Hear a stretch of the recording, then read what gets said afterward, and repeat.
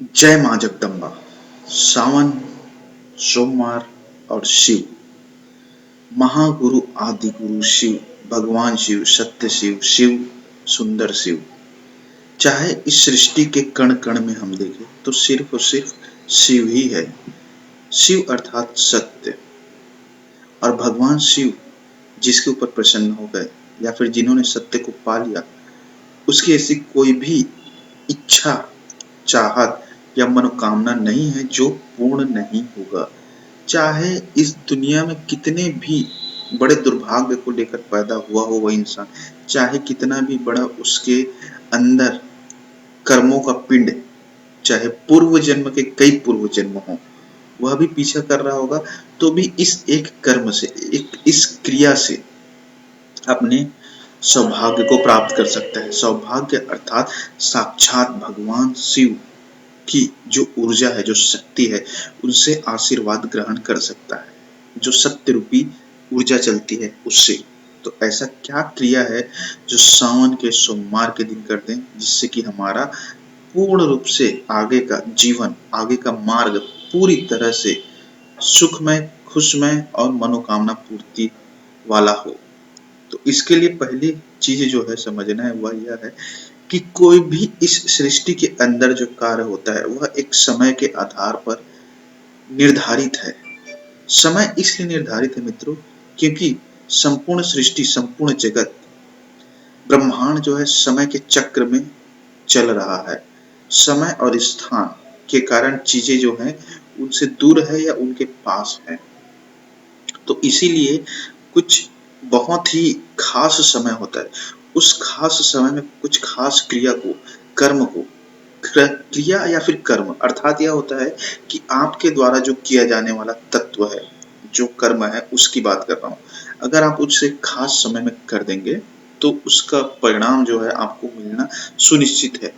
अपितु अर्थात अगर आप किसी काम को कई सालों से कर रहे हैं, लगे हुए हैं, वह सफल नहीं हो पा रहा है, अगर उसी चीज को एक विशिष्ट समय में, एक पल में भी आप चाहे तो उसे पा सकते हैं, लेकिन उसके लिए आपको सचेतन होगा, सजग होना होगा, जिससे कि आप जान सके कि आपके हाथ से वह विशिष्ट समय चूकना नहीं चाहिए। कहने का अर्थ यह है कि जो सावन का महीना चल रहा है, इसमें सोमवार का जो दिन होता है भगवान शिव का, वो बहुत बहुत बहुत अत्यंत ही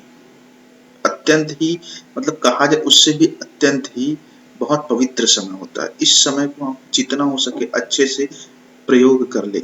कम से कम इस समय को, सोमवार को आप भगवान शिव को दे दें, बाकी चीजें वह आपको दे देगा। आपको मांगने की भी जरूरत नहीं होगी, वो अंदर की जो चीज है वह समझ जाएगा। करना क्या है, देखिए, कोई भी चीज पाने के लिए कुछ न कुछ त्याग करना ही पड़ता है। आपको भगवान शिव को समर्पण भाव से, अपनी भावनाओं के साथ, पूर्ण विश्वास के साथ एक क्रिया करनी है। क्रिया यह है कि भगवान शिव का जो स्थान होता है वह तो हर जगह है, आपके अंदर में भी है।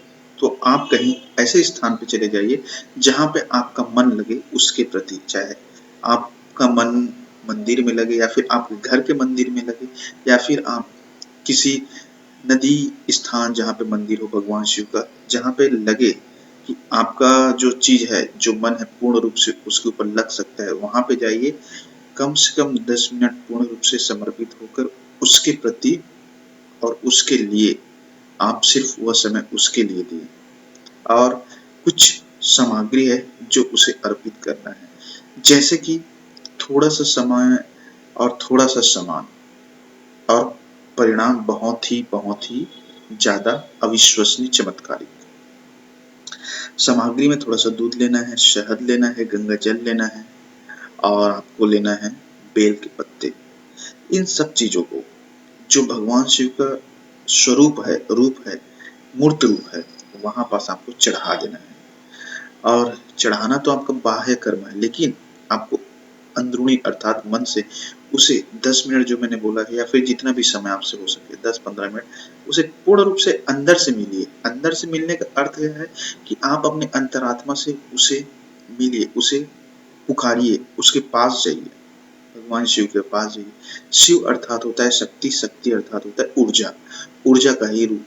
तो आप देखेंगे कि आप जो ये क्रिया कर रहे हैं वह एक पल का क्रिया आपके कई जन्मों के दुख को मिटा देगा। और एक चीज याद रखिए, साथ में शुद्ध देसी घी का एक दिया जरूर रख लीजिएगा और उसे जला दीजिए।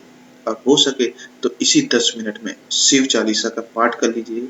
अगर यह संभव नहीं हो तो भगवान शिव का जो बीज मंत्र है, जो महामंत्र है, ओम नमः शिवाय, इसका आप जाप कीजिए। किसी को दिखाने की जरूरत नहीं है, मन में जाप कर सकते हैं। बस आप देखेंगे, आप चाहे किसी भी प्रकार से कष्ट पा रहे हो, दुख तकलीफ पा रहे हो, यह कर्म आपको सब बंधनों से मुक्त कर देगा। और अगर समझ में नहीं आए तो नंबर है जय मां जगदम्बा मित्र।